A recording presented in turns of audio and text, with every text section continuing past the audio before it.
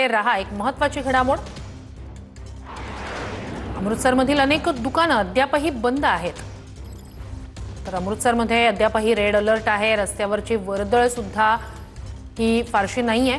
या सगळ्या संदर्भात जाणून घेऊया। आपले प्रतिनिधी प्रदीप कापसे अमृतसरमधून उपस्थित आहेत। ते प्रदीप, अमृतसरमध्ये अजूनही रेड अलर्ट आहे। दुसरीकडे वर्दळ सुद्धा फारशी रस्त्यावर दिसत नाहीये। बाजारपेठ सुद्धा पूर्णपणे खुली नाहीये। नेमकं काय कारण आहे? काय त्या संदर्भातले अपडेट्स आहेत? श्रुती, अमृतसर शहर जे आहे ते भारत आणि पाकिस्तान सीमेपासून अगदी हाकेच्या अंतरावरती आहे। इथल्या जिल्हाधिकाऱ्यांनी माहिती दिलेली आहे की अमृतसर शहर जे आहे ते अजूनही रेड अलर्टमध्ये आहे। अत्यावश्यक सेवेशिवाय घराबाहेर पडू नका अशा पद्धतीचं आवाहन केलेलं आहे। आपण पाहतोय की अमृतसरमधल्या बाजारपेठेमध्ये सध्या आपल्याला शांतता पाहायला मिळते। अनेक दुकानदारांनी आपली दुकानं जी आहेत ती उघडलेली नाही। समोर आपण पाहतोय की अनेक दुकानं जी आहेत आपल्याला बंद अवस्थेमध्ये पाहायला मिळत आहेत।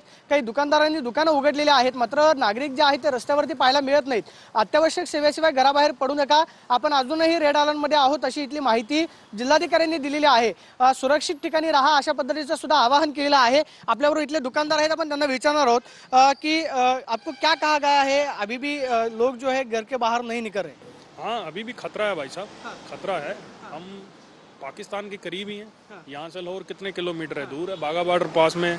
अगर हम खतरे में ही हैं, रात को भी ड्रोन आते हैं, अभी सुबह भी खतरा है।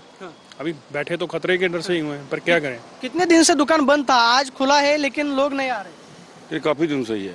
हाँ जी, हाँ जी, हाँ जी, लोग नहीं आ रहे। नहीं आ रहे। राशन से डालने और कुछ नहीं। अभी दहशत है, अभी डर का माहौल है, अभी पूरी तरह क्लियर नहीं हुआ।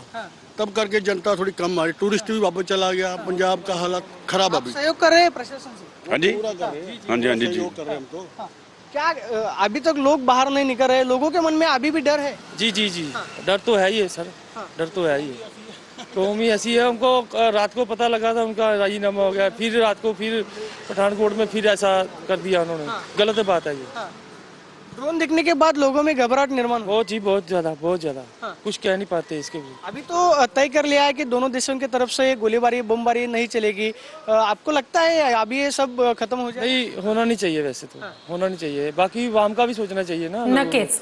बाकी वाम भी है, बहुत नुकसान होता है। खरं तर आपण पाहतोय की श्रुती ही व्यापारी वर्गाची प्रतिक्रिया आहे। मात्र दुसऱ्या बाजूला जर आपण अमृतसर शहरामधली जर परिस्थिती पाहिली तर काही दुकानं उघडलेली आहेत, काही दुकानं अजूनही बंद अवस्थेमध्ये पाहायला मिळतात। मात्र हे व्यापारी सांगतायत की या सगळ्या परिस्थितीमध्ये आम्ही प्रशासनाशी सहकार्य करतो आहोत। लोकांच्या मनामध्ये अजूनही भीती आहे, त्यामुळे लोक जे आहेत ते घराबाहेर पडायला तयार नाहीत। अमृतसर शहर जे आहे ते भारत पाकिस्तान पासून अगदी 25 किलोमीटरच्या अंतरावरती आहे।